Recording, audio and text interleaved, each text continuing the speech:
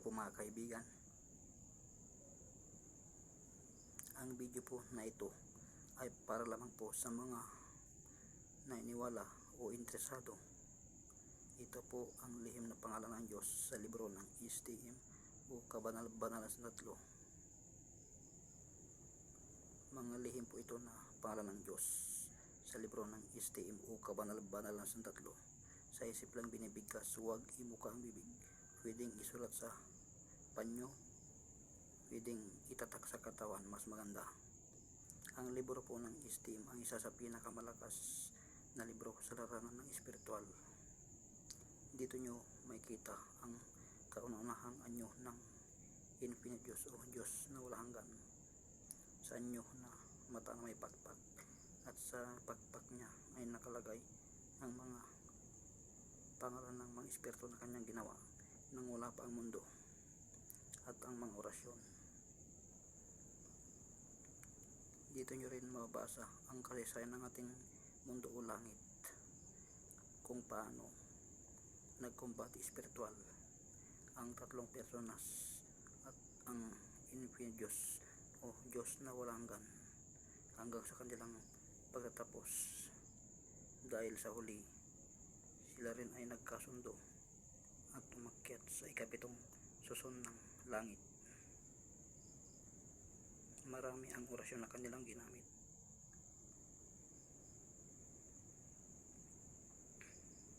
Sa mga interesado, subscribe na po kayo para po sa susunod na i-upload ko ay maalaman nyo agad, dahil marami akong i-upload na sigurado o tsak na magusto ninyo.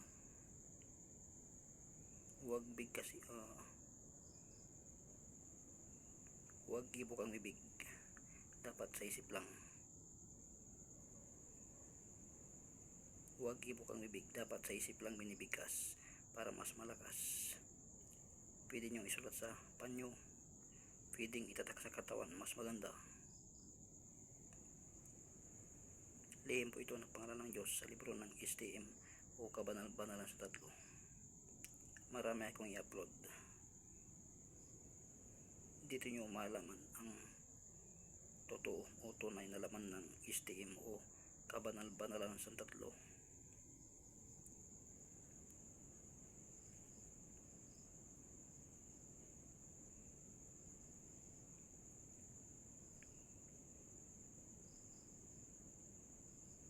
Marami ang lihim na pangalan ng Diyos sa libro ng STM. Napakarami. Yung kaunahang ginawa ng infinite Diyos o Diyos na walang hanggan nang wala pa ang ating mundo. Nandito lahat yung pangalan ng espiritu na kanyang ginawa, yung kanilang mga pangalan. Poder po ang mga ito, poder. Kaya malakas.